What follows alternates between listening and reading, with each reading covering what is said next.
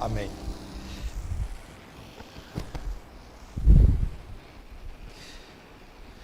Em uma série, meus irmãos, de 3 domingos, nós estudaremos a doutrina do Espírito Santo, a maravilhosa doutrina do maravilhoso Espírito de Deus. Portanto, eu quero lhe convidar a acompanhar o estudo que faremos a partir de hoje com a sua Bíblia aberta. Este estudo se dá numa perspectiva bíblico-doutrinária, ou seja, nós trataremos da fundamentação bíblica para a doutrina. É uma doutrina bíblica, a doutrina do Espírito Santo. E ela é organizada, irmãos, a partir daquilo que esta igreja, em sua declaração doutrinária, apresenta como sendo a sistematização da doutrina. Do modo panorâmico, o que a palavra de Deus apresenta sobre o Espírito Santo. Pode parecer que não é uma dificuldade entre os crentes, mas é, irmãos, diferentes grupos, diferentes pessoas até que se identificam como crentes, por vezes atribuem ao Espírito Santo uma condição muito limitada, muito menor do que aquela que a palavra de Deus lhe apresenta, sendo o Espírito o próprio Deus, sendo o Espírito de Deus. Há quem entenda que o Espírito Santo é apenas uma força ou uma influência e até mesmo uma manifestação de Deus, mas não o próprio Deus. E assim negam que a palavra do Senhor ensina que o Espírito Santo é um com o Pai e o Filho. O não reconhecimento de que o Espírito Santo é uma pessoa da Trindade, é o nosso Deus, leva alguns a deixarem de prestar a reverência que ao Espírito Santo de Deus deve ser dada.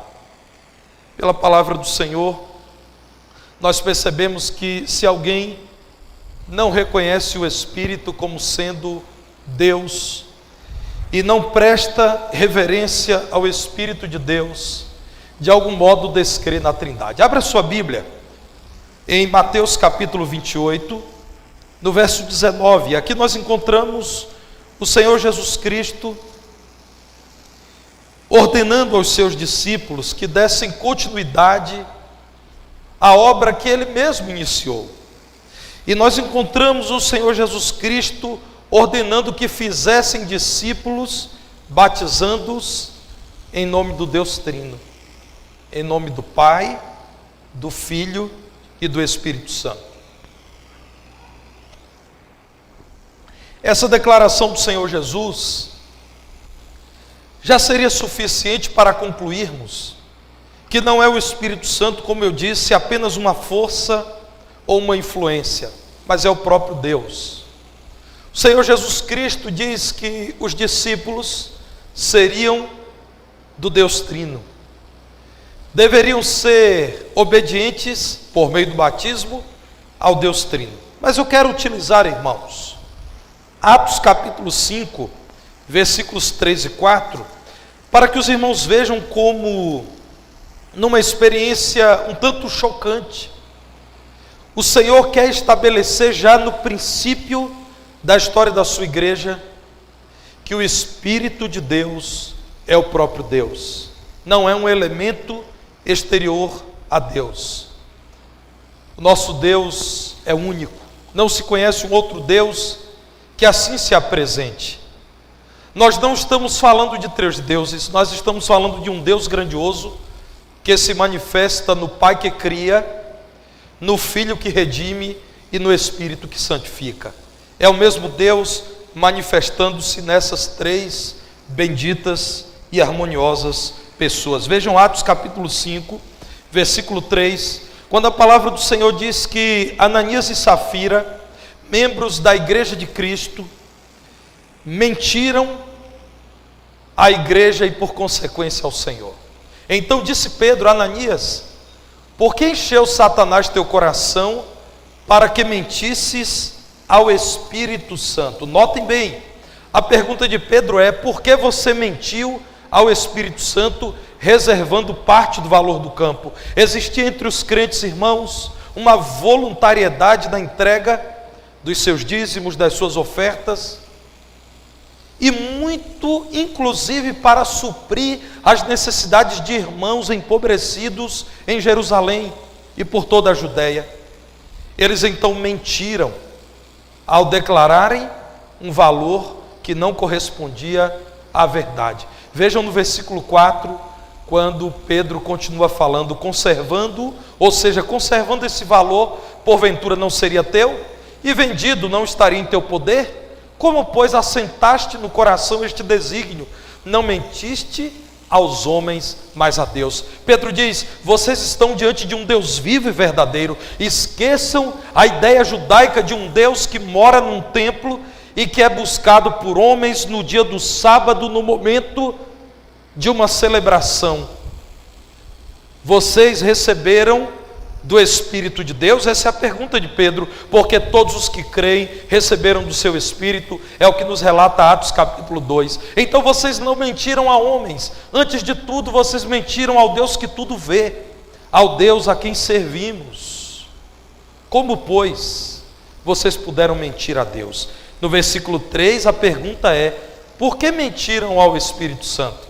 E agora Pedro diz: vocês mentiram a Deus. O Espírito Santo é Deus. Atos 5, versículo 5, ouvindo estas palavras, Ananias caiu e expirou, sobrevindo grande temor a todos os ouvintes. Eu sei que é chocante o texto, mas, meus irmãos, em épocas como essa, a era da igreja, ou a dispensação do Espírito, o Senhor sempre permitiu que uma grande quantidade de sinais fossem realizados para chancelar aquilo que ele estava fazendo. Por exemplo, isso aconteceu com Moisés, isso aconteceu nos dias de Jesus, agora está acontecendo nos dias dos apóstolos, quando o Senhor diz: o que está acontecendo é obra de Deus, muito cuidado com aquilo que vocês estão fazendo, porque o Senhor vela por sua palavra e por sua obra. Mais à frente, em 1 Coríntios, no capítulo 2, no versículo 10,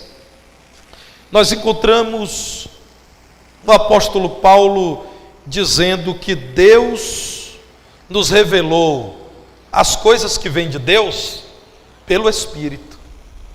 O Espírito de Deus, que é Deus habitando o crente, o Espírito de Deus que inspirou aqueles que escreveram a palavra, portanto é Deus revelando Deus, porque o Espírito a todas as coisas perscruta, conhece tudo, até mesmo as profundezas de Deus. A palavra de Deus diz que ninguém conhece o Espírito de Deus a não ser o próprio Deus.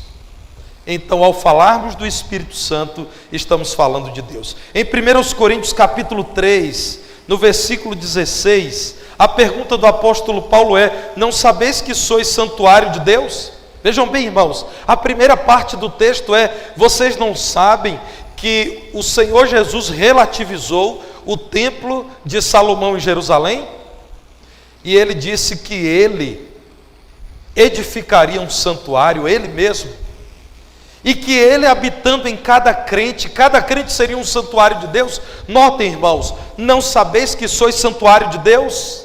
A segunda parte do versículo é: e que o Espírito de Deus habita em vós? Agora vejam o verso 17. Se alguém destruir o santuário de Deus, Deus o destruirá, porque o santuário de Deus, que sois vós, é sagrado. A palavra do Senhor aqui nos pergunta: vocês não sabem que são santuário de Deus, porque o Espírito de Deus habita vocês? Portanto, o Espírito de Deus não é uma força, não é uma influência, não é um sentimento, não é uma experiência, é uma pessoa divina habitando todo aquele que é possuído pelo próprio Deus. Segundo aos Coríntios capítulo 13, versículo 13, nós encontramos aqui a palavra do Senhor também nos trazendo mais uma menção de que o Deus das Escrituras é o Deus Trino. A graça do Senhor Jesus Cristo é a bênção apostólica, né? O amor de Deus e a comunhão do Espírito Santo sejam com todos vós. Deus que se vê no Cristo gracioso e Salvador, no Deus amoroso e Criador, no Espírito Santo e Consolador, que unifica a igreja, que conduz o seu povo, sejam com todos vós. Irmãos, como é importante nós sabermos que, ao reconhecermos que o Espírito Santo é Deus, Deus de Deus, é Deus habitando em nós, nós também podemos amá-lo e honrá-lo. Quem não reconhece pode acabar blasfemando, e a palavra do Senhor traz um alerta acerca disso. Vejam Mateus capítulo 12, versos 31 e 32. Mateus 12, 31 e 32. Por isso, diz o Senhor Jesus, vos declaro: todo pecado e blasfêmia serão perdoados aos homens, mas a blasfêmia contra o Espírito não será perdoada. Se alguém proferir alguma palavra contra o Filho do Homem, ser-lhe-á isso perdoado. Mas se alguém falar contra o Espírito Santo, não lhe será isso perdoado, nem neste mundo, nem no porvir. Isso é muito sério. Jesus, em sua encarnação, em seu ministério terreno, aqui chamado de o Filho do Homem, disse: eu até compreendo quando vocês, não interpretando corretamente a palavra que falam de mim, vocês blasfemam contra mim. Vejam bem, irmãos, não é que a palavra de Deus está dizendo que alguém pode impunemente blasfemar contra a pessoa do Filho. A palavra de Deus está dizendo que Jesus, quando no seu ministério terreno, disse aos homens: eu compreendo, porque a minha obra não está completa, e o meu Espírito não é dado ainda a vocês, não está trabalhando em vocês. Eu compreendo quando vocês me rejeitam. Jesus está dizendo: muitos de vocês não querem admitir que eu sou o Messias, porque vocês têm uma ideia de Messias própria de vocês. Vocês esperam que o Messias expulse Roma da Judéia, restaure a glória do reino davídico-salomônico, a glória dos dias de Davi e Salomão, e que eu me assente em Jerusalém e estabeleça um grande exército poderoso, conquistador, e que eu seja o grande chefe político da nação. Então, quando vocês me ouvem dizer que o meu reino não é deste mundo, quando vocês me ouvem dizer que eu não preciso das armas de vocês, vocês então me rejeitam. Mas cuidado, eu hei de enviar o meu Espírito, vocês terão provas de que Ele virá, que Ele é o Espírito da verdade. Ele é poderoso para convencê-los da justiça, do pecado e do juízo, e como nos diz o livro de Atos, alguns de vocês resistirão ao Espírito, se vocês blasfemarem, se vocês rejeitarem, se vocês diminuírem, se vocês desprezarem, se vocês rejeitarem o trabalho do Espírito. Não resta o que fazer, porque quem santifica e torna alguém aceitável no céu é o Espírito. Porque quem transforma um coração e lhe dá poder para obedecer ao Senhor é o Espírito Santo. Portanto, cuidado com a blasfêmia contra o Espírito Santo. A palavra do Senhor, portanto, nos traz esse alerta e diz: não lhe será isso perdoado, nem neste mundo, nem no porvir. É claro, alguém morre rejeitando o Espírito de Deus. Alguém morre, meus irmãos, negando o único meio para que conheça o Senhor, arrependa-se e seja salvo, que é o Espírito Santo trabalhando em seu interior. Depois da morte, a palavra do Senhor nos diz: segue-se o juízo. Não haverá mais oportunidade de mudança de condição espiritual diante de Deus. Vejam no Evangelho de Marcos, o capítulo 3, a partir do versículo 20, quando a palavra do Senhor assim nos diz. Então ele foi para casa. Não obstante, a multidão afluiu de novo, de tal modo que nem podiam comer. E quando os parentes de Jesus ouviram isto, saíram para o prender, porque diziam: está fora de si. Os escribas que haviam descido de Jerusalém diziam: ele está possesso de Beelzebu, e é pelo maioral dos demônios que expele os demônios. Então, convocando-os, Jesus lhes disse, por meio de parábolas: como pode Satanás expelir a Satanás? Se um reino estiver dividido contra si mesmo, tal reino não pode subsistir. Se uma casa estiver dividida contra si mesma, tal casa não poderá subsistir. Se, pois, Satanás se levantou contra si mesmo e está dividido, não pode subsistir, mas perece. Ninguém pode entrar na casa do valente para roubar-lhe os bens, sem primeiro amarrá-lo, e só então lhe saqueará a casa. Em verdade vos digo que tudo será perdoado aos filhos dos homens, os pecados e as blasfêmias que proferirem. Mas aquele que blasfemar contra o Espírito Santo não tem perdão para sempre, visto que é réu de pecado eterno. Isto porque diziam: está possesso de um espírito imundo. Então nós estamos analisando pela palavra de Deus, meus irmãos, que o Espírito de Deus é o próprio Deus, que se manifesta nesta era da igreja. O Pai envia o Filho, e o Filho envia o Espírito. Vejam que harmonia perfeita, Deus manifestando-se na história da salvação. Acontece, meus irmãos, que nós estamos falando de uma época em que Deus se manifesta pelo Espírito. Resumidamente, blasfemar do Espírito Santo em nossos dias é blasfemar contra Deus. Isso significa zombar do Evangelho, rejeitar o Evangelho, e sem crer em Cristo ninguém será salvo, e fechar a porta à única possibilidade de vida com Deus, que é recebendo o Espírito de Deus, essa nova aliança maravilhosa que o Senhor Jesus Cristo nos apresenta no Calvário. Ele morre e pelo seu sangue lava os seus filhos, e agora lavados, esses filhos podem receber o Espírito que é santo. A rejeição, isto é, a blasfêmia contra o Espírito Santo, significa a ausência de perdão da parte de Deus. Há algumas implicações práticas nisso, irmãos. Primeira implicação prática: você precisa de uma vez por todas romper com a influência de uma religião que não a bíblica, que todos nós sofremos o tempo todo. A religião não bíblica diz a você que você precisa continuar se comportando como judeus antes do conhecimento do Espírito Santo derramado sobre os crentes, que Deus estará num lugar.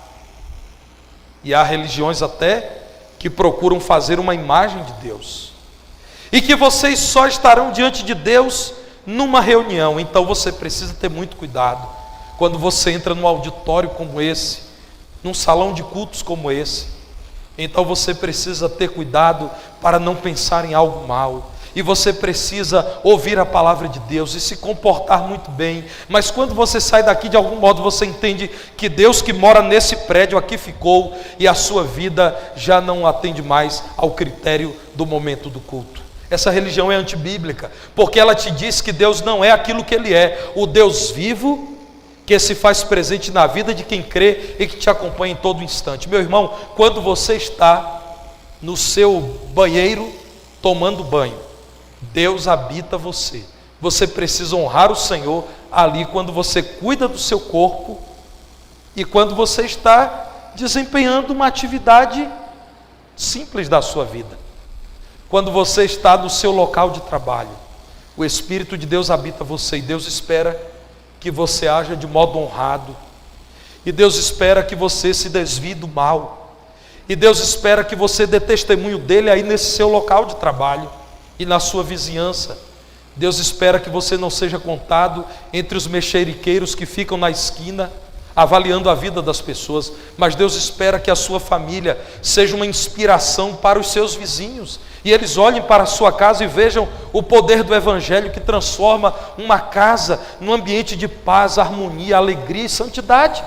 E Deus espera que você seja um missionário na sua vizinhança e que você seja lembrado como uma pessoa que vive na verdade.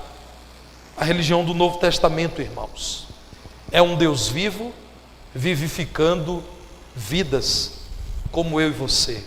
A implicação primeira é essa: lembre-se, você em todo instante, em todo lugar, fazendo o que estiver fazendo, não pode fugir do Espírito do Senhor. Você precisa lembrar dessa doutrina revolucionária, de um Deus grandioso habitando você, para dirigi-lo, para aperfeiçoá-lo, para consolá-lo, para dar-lhe discernimento em todas as coisas, para ajudá-lo a compreender a palavra, para ouvir o que Deus tem a dizer, o Espírito da verdade. A palavra do Senhor, irmãos, insiste nessa maravilhosa verdade, tanto na língua hebraica, que é a língua original do Antigo Testamento, quanto na língua grega, que é a língua original do Novo Testamento.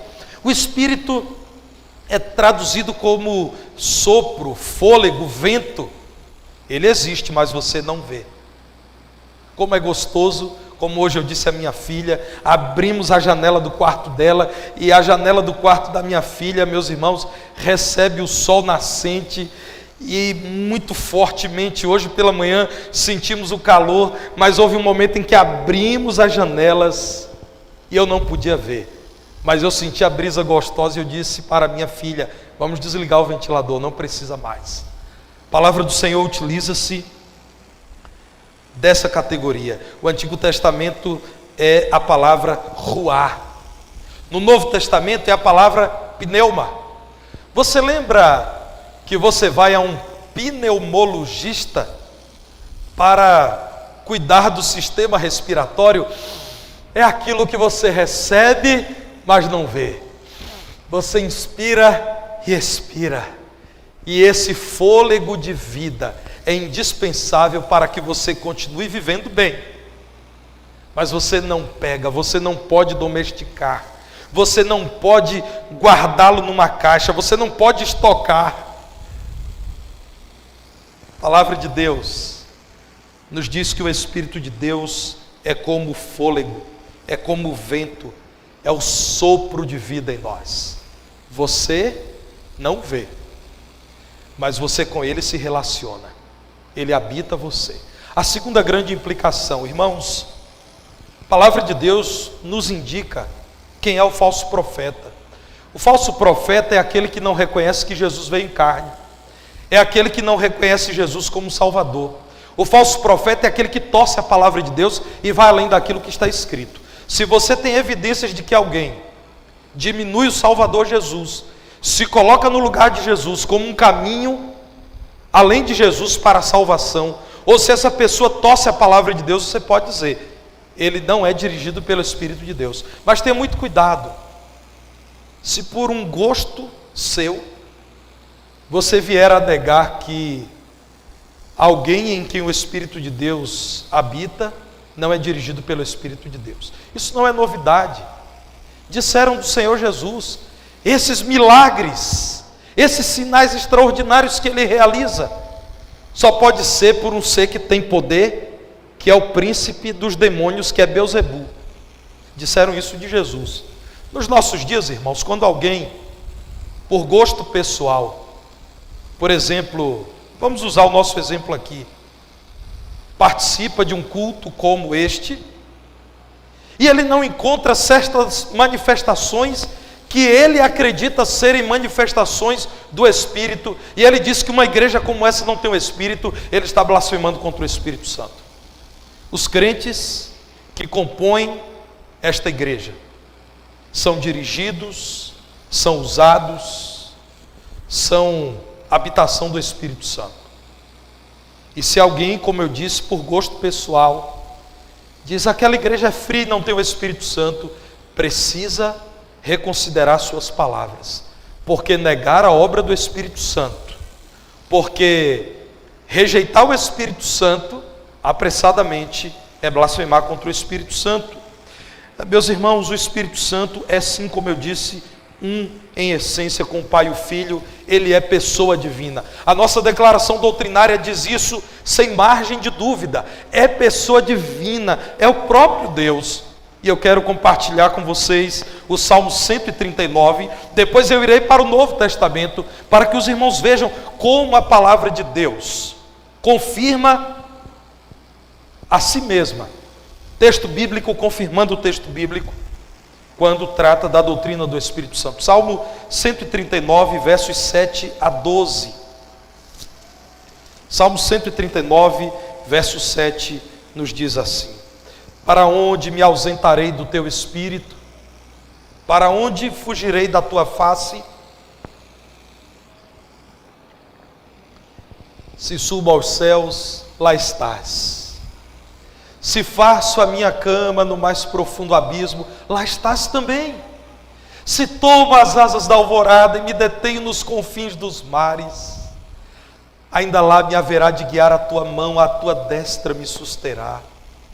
Se eu digo as trevas com efeito me encobrirão, e a luz ao redor de mim se fará noite, até as próprias trevas não te serão escuras. As trevas e a luz são a mesma coisa. Que lindo, que poesia inspirada pelo Senhor. Aqui a palavra de Deus está perguntando: é possível alguém se ausentar do Espírito de Deus? Não é possível, porque Deus se faz presente em todo lugar. Nem sempre Ele concorda com tudo que acontece em todos os lugares, mas Ele é Deus. Ele não sofre perigo algum, meus irmãos, nem se Ele estiver no inferno, porque Ele é Senhor sobre todas as coisas. Que influência o inferno pode ter sobre o Deus Santo? Que perigo pode haver para Deus saber exatamente o que está acontecendo no inferno? Nenhum. O que a palavra do Senhor está dizendo é: o Espírito Santo é o próprio Deus. Não é possível em lugar algum você se esconder dele, porque ele é Deus, o Deus onipresente. Agora vejam o Novo Testamento, uma sequência no Evangelho de João, começando por João 4, verso 24. Deus é Espírito, e importa que os seus adoradores o adorem em espírito e em verdade. É por essa razão, meus irmãos, que nós não temos uma pintura aqui do rosto de Jesus, até porque, convenhamos, ninguém tem uma foto do corpo de Jesus quando ele aqui esteve entre nós. E eu desconfio, irmãos, que Jesus não tinha a cor dos meus olhos, porque ele nasceu de dois palestinos, né? Quando eu digo palestinos, dois judeus que viviam na região da Palestina. Então, meus irmãos, Deus é Espírito. Agora vejam João 14, versos 16 e 17. E eu rogarei ao Pai, diz o Senhor Jesus, e Ele vos dará outro Consolador, assim como eu sou amigo, ajudador, conselheiro de vocês, virá um outro Consolador. De novo, o Deus Trino. O Filho rogará ao Pai, que enviará o Espírito, a fim de que esteja para sempre convosco. Que maravilha! Ele não deixará aqueles que são dele. Ele não deixará de habitar em momento algum naqueles que são genuinamente convertidos. Versículo 17, o Espírito da verdade. Quem é que o Filho, da parte do Pai, envia para que esteja conosco para sempre? O Espírito da verdade, que o mundo não pode receber. Quem não recebeu a Jesus como Salvador, não recebeu o Espírito que é santificador. Por isso é escravo do pecado, porque só o Espírito santifica, não vê, nem o conhece. Vós, crentes, o conheceis, porque Ele habita convosco e estará em vós. Louvado seja o nome do Senhor por isso. João 15, verso 26. Quando, porém, vier o Consolador, que eu vos enviarei da parte do Pai, o Espírito da verdade que dele procede, esse dará testemunho de mim. De novo, o Deus Trino aqui presente. Eu enviarei o Espírito que procede do Pai, que é meu Espírito. Ele dará testemunho de mim. E o versículo 27 de João 15 diz: e vós também testemunhareis. Você não poderá dar testemunho de Cristo se o Espírito de Cristo, que é o Espírito Santo, não habita você. Irmãos, Bancroft, que é um escritor cristão muito apreciado, ele escreveu um livro de teologia sistemática chamado Teologia Elementar, Doutrinária e Conservadora. Eu aprecio muito esse livro, é um livro de um ortodoxo, de um erudito batista. Ele diz o seguinte: pode-se dizer que a personalidade existe quando se encontram em uma única combinação inteligência, emoção e volição, ou ainda autoconsciência e autodeterminação. Vejam bem, por que cremos que o Espírito Santo não é uma força, mas é uma pessoa? Porque cremos que ele tem uma personalidade. Ele é inteligente, veremos isso pela palavra de Deus. Ele diz o que quer. Ele se emociona. É possível que um crente entristeça o Espírito de Deus. E a palavra de Deus diz: não entristeçais o Espírito de Deus, no qual vocês estão selados, marcados, identificados para o dia da redenção. É mais ou menos assim, Almir, quando vocês chegarem ao céu, então vocês terão que mostrar uma credencial. E qual é a credencial? O selo do Espírito. O Espírito habita em vocês. Por que, irmão Gessi? Porque só há um Espírito que santifica, a ponto de alguém ser aceito no céu, onde não há pecado. Então o selo do crente é o Espírito que é dado no ato da conversão. Vejam então, irmãos, aqui, quando Bancroft diz: ninguém pode entristecer a lei da gravidade. Se o Espírito Santo fosse uma força como a força da gravidade, ninguém entristeceria. Eu acredito que os astronautas não entristeceram a lei da gravidade quando estavam no espaço, sem ela. Ou fazer com que se lamente o vento oriental. Vocês já viram o vento, uma força se lamentando? Ah, que pena, a Júlia hoje não quis ser ventilada por mim. Não é possível, Didi, que o Espírito Santo seja uma força, uma influência. A palavra de Deus diz que o Espírito de Deus tem vontade. Por exemplo, abram a Bíblia, irmãos, em Gênesis capítulo 1, versículo 2. A terra, porém, estava sem forma e vazia. Havia trevas sobre a face do abismo, e o Espírito de Deus pairava por sobre as águas. Ele faz o que quer, ele tem vontade. Meus irmãos, eu quero concluir dizendo que esse é o Espírito da verdade. João capítulo 16, versículo 13. Quando vier, porém, o Espírito da verdade, eu aprecio essa menção ao Espírito Santo como Espírito da verdade. Quando vier, porém, o Espírito da verdade, ele vos guiará a toda a verdade. Os homens, em algumas áreas de conhecimento, têm acesso a alguma verdade, mas toda a verdade que habita em Deus, o Espírito de Deus é quem permitirá que vocês acessem, porque não falará por si mesmo, mas dirá tudo o que tiver ouvido e vos anunciará as coisas que hão de vir, até aquilo que está acontecendo. Esse Espírito da verdade é o nosso Deus que criou, como lemos em Gênesis e como lemos em 2 de Pedro capítulo 1, versículo 21. Veja ainda 2 de Pedro 1, 21. A palavra do Senhor diz: nunca jamais qualquer profecia foi dada por vontade humana. A palavra de Deus, meus irmãos, não é fruto daquilo que Moisés quis escrever, porque nem Moisés conhecia Deus até que Deus a ele se revelou. A iniciativa é sempre de Deus, a resposta vem do homem, mas a iniciativa é de Deus ao buscar o homem. Nunca jamais qualquer profecia foi dada por vontade humana. Entretanto, homens santos falaram da parte de Deus, movidos pelo Espírito Santo. A Bíblia é verdadeira. Encontre um erro na palavra de Deus. Mas você certamente já ouviu falar de pretensos profetas que falaram coisas que não aconteceram. Jamais. Essa profecia foi encontrada em erro, porque ela foi produzida por homens que falaram movidos pelo Espírito Santo. Esse Espírito é Deus porque ele sempre esteve ativo, mesmo antes da criação do mundo. E no próximo domingo eu quero mostrar aos irmãos como o Espírito era dado no Antigo Testamento a certos servos de Deus, normalmente para cumprirem certas tarefas.